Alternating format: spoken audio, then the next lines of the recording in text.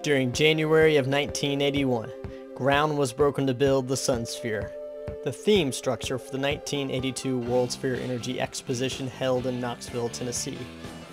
Upon its completion, the Sunsphere was the first fully occupied spherical structure in the world.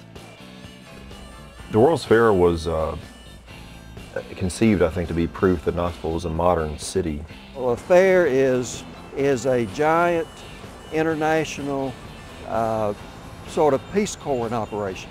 The fact that the theme of the '82 World's Fair was energy, it only made sense that we create some sort of a monument or some sort of a structure that commemorated the sun. So thus was born the idea of the Sunsphere.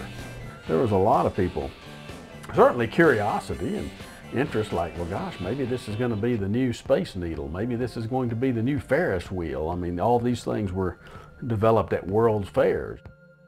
And they actually sent someone out to our high school to talk to us about it, to try to get us excited about the World's Fair, and they promised that they would build all these big buildings that would turn into museums and movie theaters, and as you see, they lied. 3 years after the World's Fair closed, the businesses and the restaurant pulled out of the Sunsphere. Knoxville's own Eiffel Tower was left empty. Essentially, this structure was untouched and remains pretty much untouched since it was built back in probably the late 70s, early 80s for the World's Fair. It's, it sticks out, and we use it in almost all depictions of Knoxville as it's the one part of the skyline that is distinctively different from any other city in the world. We never have quite known what to do with the Sunsphere. The Sunsphere being empty for 21 or 2 years, this says that maybe the city of Knoxville is not quite as creative and as progressive as it should be. I wonder if it's been there so long, it's kind of like the eccentric uncle in the family that everybody just accepts. They don't worry about that he's eccentric because he's been part of the family for so long. It's like, oh yeah, that's Uncle Sunsphere. We don't worry about him. He's good or bad or whatever. I can certainly see where it would, in some people's minds, the Sunsphere would be representative of a city that's just still stuck back there in '82.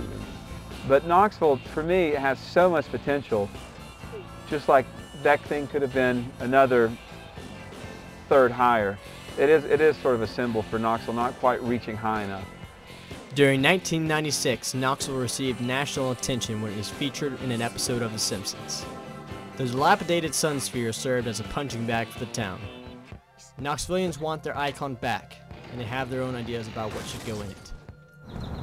I think the Sunsphere should be a restaurant. I think they should open the Sunsphere open for the general public to look out. Actually, with the Sunsphere in Knoxville, I really don't think much about it. I drive by it almost every day and never give it a second thought. I think the Sunsphere should be the mayor's house. You know, now that we have the lottery, maybe we should turn it into a casino.